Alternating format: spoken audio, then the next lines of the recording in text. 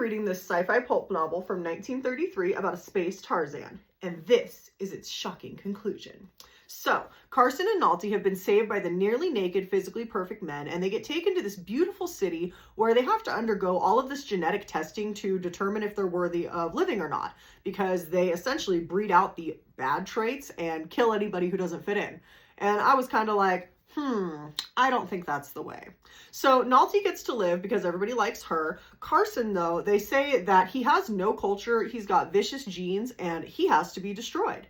And so they're all ready to do that. But right before they go to destroy Carson Napier, he goes, wait, I'm not from Venus, I'm from Earth. And everyone's like, well, girl, why didn't you say that? And so that kind of cements their theory that that other planets exist, which shouldn't you guys know that if your society is so advanced? But whatever. So Carson's a hero. It's great. They give him a penthouse. They give him a whole factory because they want him to build an airplane.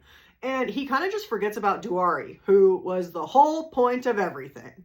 But whatever. Even though he constantly is like, I still love her, but he makes no effort to look for her.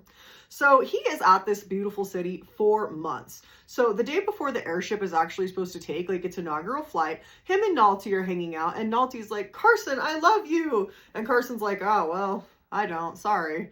So they have this little heart to heart. They go on a walk. Nalty gets abducted by space zombies. Carson's like, I have to find her. So he goes to the city of the dead, which is apparently right across the street from the cool city. So that was easy, I guess. So he finds that the person who kidnapped Nalty was the guy who was making all the zombies from before.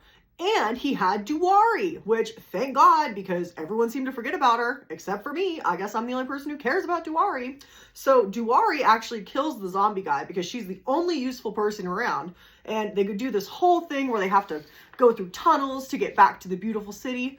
They get there. It's great. Except because apparently Duari spent too long in the city of the dead, they say she has to die. And this girl does not deserve this nonsense. But her and Carson escape. Nalty apparently now loves some other dude, so good for her, I guess. And everyone lives happily ever after. And that's it. That's the book. And I'm going to be honest with you.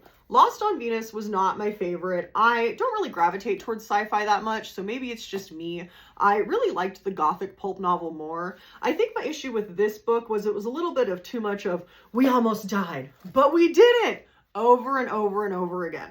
And I think I just had more fun with the other book, which was more, the dirty hippies have turned my sister into a communist. Also, if you do pick up these books, try to find a way to clean them because this thing had my allergies acting up the entire time I read it.